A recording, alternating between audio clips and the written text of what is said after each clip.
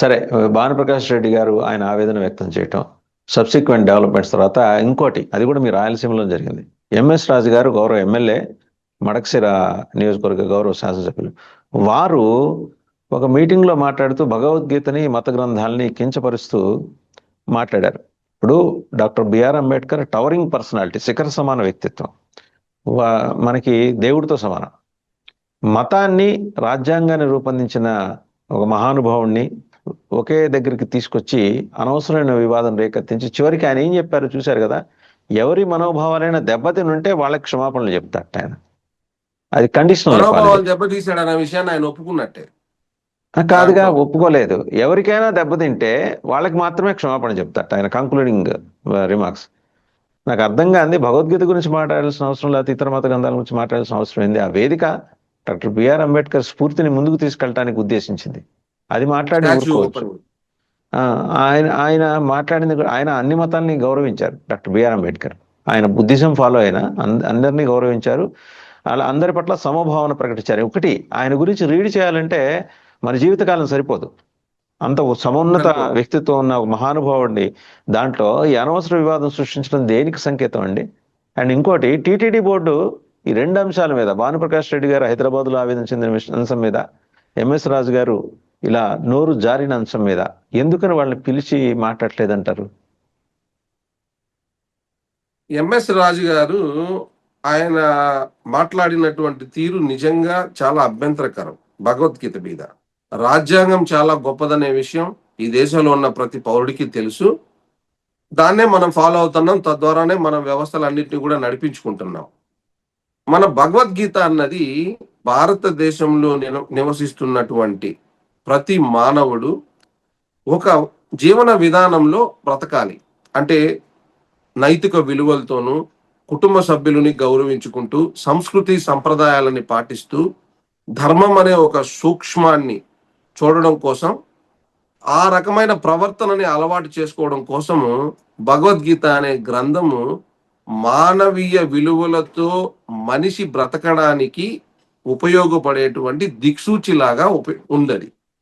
మహాభారతంలో సారాంశమైన, రామాయణంలో సారాంశమైన, ఇతిహాసాలు, పురాణాలు అన్నీ కూడా ఈ దేశంలో పుట్టినటువంటి ప్రతి వ్యక్తి ఉన్నత ప్రమాణాలతో ఉన్నతమైన జీవితాన్ని ఎలా గడపాలి అనే అంశాలే ఈ గ్రంథాల్లో దాగున్నాయి. దానివల్ల ఆయనకి జరిగిన నష్టం ఏందో నాకు అర్థం కావడం లేదు. ఇప్పుడు ఒక మనిషి ఒక స్నేహితుడితో మనం ఫ్రెండ్షిప్ చేస్తాం, అతని నుంచి లాభం ఉండే మనము స్నేహాన్ని కోరుకుంటాం.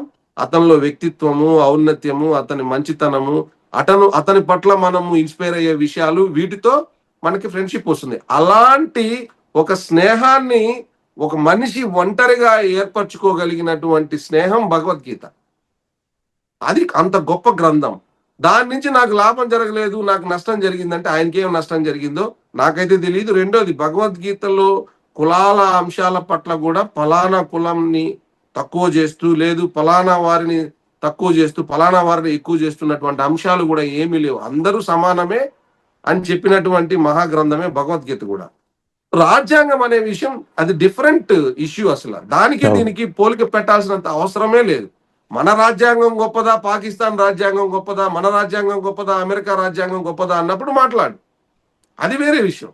ఈ దేశంలో ఉన్నటువంటి హిందువుల రక్షణ రాజ్యాంగమే చెప్పింది, ఇస్లాముల రక్షణ, క్రైస్తవుల రక్షణ, జైనులు, బౌద్ధులు, అణగారిపోయిన వర్గాలు, మైనారిటీ వర్గాలు, మహిళలు, చిన్నపిల్లలు, ప్రతి ఒక్కరికి హక్కులు, అదే విధంగా ఎలా బ్రతకాలి, సౌభ్రాతృత్వము, అందరూ కావాల్సినటువంటి రక్షణ, అవన్నీ కూడా ప్రభుత్వ పరంగా ఇచ్చినటువంటి దక్కాలనేటువంటి చెప్పినటువంటి మహా గ్రంథం మన రాజ్యాంగం.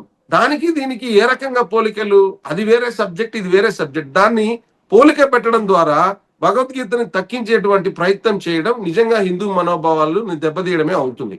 మరి అటువంటి వ్యక్తి నిమిషం కూడా భగవద్గీత అనుసారం నడిచేటువంటి మన హిందూ ధార్మిక సంస్థల్లో బోర్డు సభ్యుడిగా పనిచేయడం ఏంటో నాకు అర్థం కాల. నీకు నచ్చినప్పుడు నువ్వు ఎందుకు బోర్డు సభ్యత్వం తీసుకోవాలి?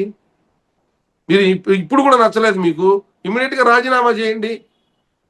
అలా కాకోకుండా ఆయన వ్యక్తిత్వం మరోలా ఉంది, ఆయన బయటకు ప్రదర్శించే తీరు మరొకలాగా ఉంది. కాబట్టి దీని మీద చంద్రబాబు నాయుడు గారు ఎందుకు స్పందించడం లేదో, ఎందుకు మాట్లాడడం లేదో ఖచ్చితంగా ఆయన అయితే సమాధానం చెప్పాలి.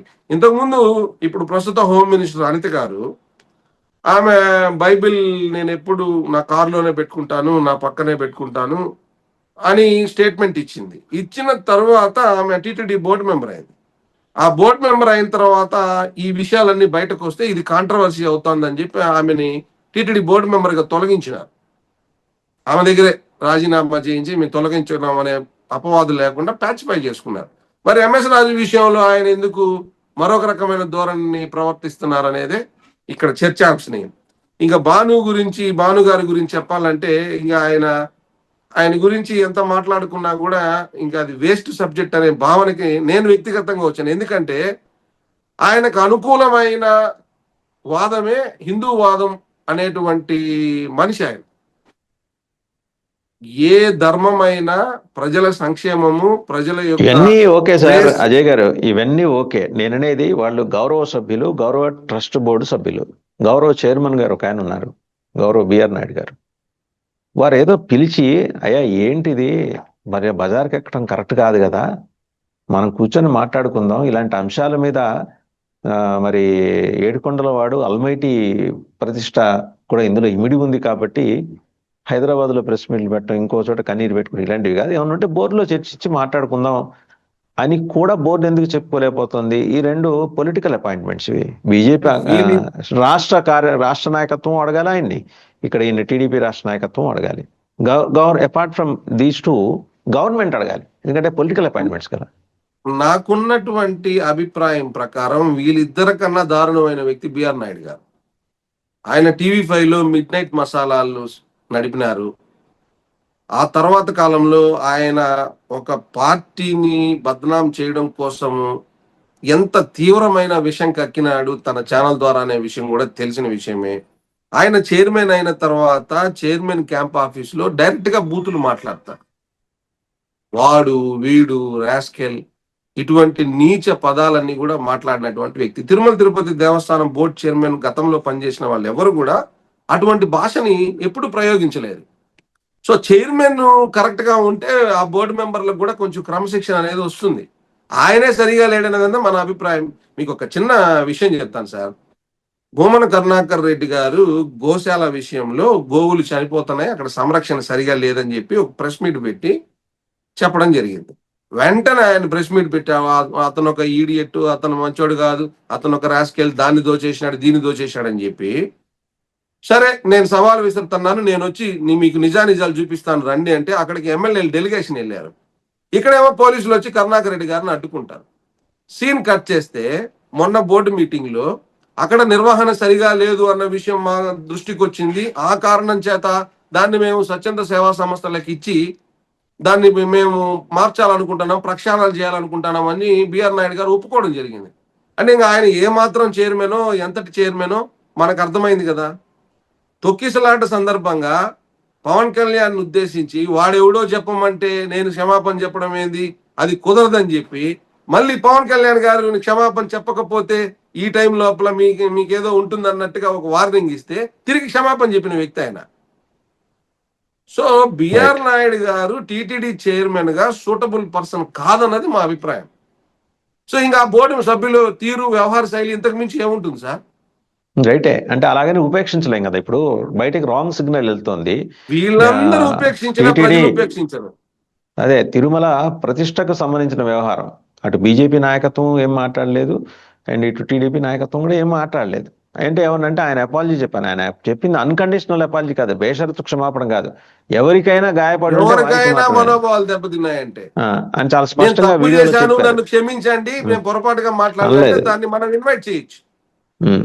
సో అక్కడ కూడా ఆయన మీకు ఎవరికన్నా కానీ తినుంటే నేను క్షమాపణ చెప్తున్నానంటే ఇంకా దాంట్లో అర్థం లేని అంశం సార్. అంటే జనం ఫోన్ చేసి నా మనోభావాలు గాయపడ్డాయండి అప్పుడు క్షమాపణ చెప్తాను. ఎవరు ఇండివిజువల్ గా ఎవరికి వాళ్ళు చేసి చెప్పాలి అనే ధోరణిలో ఉంది ఆయన. చాలా క్లియర్ గా ఆయన వీడియో రిలీజ్ చేశారు.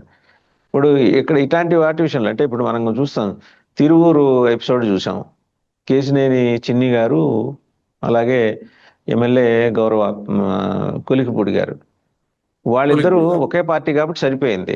అదే ఇప్పుడు వైసీపీ వాళ్ళు ఎవరైనా ఇప్పుడు చిన్ని గారి కోసం అని చెప్పి భద్రాచలం నుంచి ఆ, వీళ్ళు అదేదో వస్తుంది, మనం తీసుకోకూడని ఒకటి సబ్జెక్ట్ వస్తుంది, మాట్లాడకూడదు అది. అది వస్తుంది. మరి చెక్ పోస్టులు ఏమైనాయి? రెండోది ప్యాకెట్లు ఆడిస్తున్నారు అంటాడు ఆయన నియోజకవర్గంలోనే. అది ఆయన కాబట్టి సరిపోయింది కొలికిపోటీ. మీ పార్టీ అది వాళ్ళు వేరే మనం వాళ్ళు చేసిన అంటే ఈ పార్టీ ఆరోపణ కాదు, కేసులు డైరెక్ట్ గా ఆ పార్టీ ఎమ్మెల్యేనే ఆయన చేసిన కాబట్టి ఆరోపణ. సరిపోయింది. ఇప్పుడు ఇంత అంటే ఏ రోజుకి ఆ రోజు ఇది ఏమన్నా డైవర్షన్ పాలిటిక్స్ లో భాగమా, లేకపోతే నిజంగానే ఆ రకమైన అసంతృప్తి ఒక బుడగ మాదిరి పైకి వచ్చి పేలబోతుందా? ఇక్కడ మొదటిగా తప్పు చేసింది చంద్రబాబు నాయుడు గారు, పవన్ కళ్యాణ్ గారు. వాళ్ళు అధికారంలోకి వస్తే చాలు అన్న విధంగా వాళ్ళ కార్యకర్తలకి, నాయకులకి లేని ధైర్యాన్ని, లేనటువంటి విషయాలన్నిటిని కూడా రెచ్చగొట్టి నూరిపోసినారు. మీరు ఏం చేసినా, మీరు ఏ స్థాయికి దిగజారినా, మీకు ఏమైనా మేము అండగా ఉంటామనే ఒక భరోసాని ఇవ్వడం ద్వారా ప్రతి నియోజకవర్గంలో ఒక బూత్ స్థాయి కార్యకర్త దగ్గర నుంచి ఎమ్మెల్యేలు అయితేమి, మంత్రులు అయితేమి, ఎవరైతే సీఎంఓలో ఉన్న వాళ్ళు కూడా అందరూ కూడా దందా మొదలు పెట్టారు సార్. ఇప్పుడు మనకి మద్యం ఎంత నిసిగ్గుగా దొరికిందో మనం అందరం చూసాం. ఇసుక అదే విధంగా ఉంది. ప్రతి చోట పేకాట క్లబ్బులు కూడా అదే విధంగా ఆడిపిస్తున్నారు అన్నటువంటి అపవాదులు కూడా మనం వింటున్నాం. మనం చెప్పడం కూడా కాదు, ఆ టీడీపీ ఎమ్మెల్యే కొలకపూడి శ్రీనివాస్ గారే చెప్పారు, మేము డబ్బులు ఇచ్చి వైసీపీ కౌన్సిలర్లు కొన్నామని చెప్పారు. ఇంకా చాలా దారుణమైన విషయాలన్నీ కూడా చెప్పాడు. ఇంకా రాబోయే రోజుల్లో చాలా చెప్తారు కూడా ఆయన. ఎందుకంటే ఆయనకి ఒక ఒక నియోజకవర్గ ఎమ్మెల్యేగా నేను వ్యవహరించాలనుకున్నదాన్ని, ఆ వ్యవహారాన్ని కాకుండా మీరు నన్ను తక్కువ చేస్తున్నారన్న భావన అతనిలోకి వెళ్ళిపోయి వాళ్ళ తప్పులన్నిటి కూడా ఈయన బయట పెడతాడన్నది నా అభిప్రాయం వ్యక్తిగతంగా. అది మా పార్టీ స్టాండింగ్ కాదు. So right. ఈ రకంగా తీసుకున్నప్పుడు ఏంటంటే పవన్ కళ్యాణ్ గారు మీరు అవసరమైతే కొట్టండి అని వాళ్ళ వాళ్ళ కార్యకర్తలను రెచ్చగొట్టిన మాట నిజం కదా. ఈయన లోకేష్ గారు రెడ్ బుక్ అని ఒక బుక్ చూపిస్తూ ఎర్ర కలర్ లో, ఈ రెడ్ బుక్ లో నేను పేర్లు రాసుకుంటాను వాళ్ళంతా చూస్తాను అంటే, మనకి లోకేష్ గారు ఉన్నారు, మనం ఏం చేసినా చెల్లుబాటు అవుతుంది, ఆయన ఏదో ఒక బుక్ పెట్టుకొని రాసుకుంటున్నాడంట వీళ్ళందరి పేర్లు, మనం కూడా పోయి ఆయనకి 4 పేర్లు ఇద్దాము, మనల్ని లోకేష్ గారు చూసుకుంటారు, లోకేష్ అన్న మనకు ఉన్నాడనే ఒక ధైర్యం వాళ్ళకు వచ్చే ఈ రోజు ఈ తప్పులన్నిటికీ కారణం అవుతోంది. రైట్. సో కూటమి ప్రభుత్వము పైన లేయర్ లో ప్రభుత్వం కనిపిస్తుంది తప్ప కింద మొత్తము కూటమి ప్రభుత్వం మొత్తం సర్వనాశనం అయిపోయింది. అసలు ఆ మూలాలన్నీ కూడా దెబ్బతిన్నాయి. ప్రజలు ఈ రోజు ఎన్నికలు పెడితే తమ సత్తా ఏందో చూపించేదానికి ప్రజలు సిద్ధంగా ఉన్నారు. ఆ స్థాయికి ఈ రోజు కూటమి ప్రభుత్వం యొక్క ప్రతిష్ట దిగజారిపోయింది. ఇందులో ఏమాత్రం అనుమానం లేదు సార్.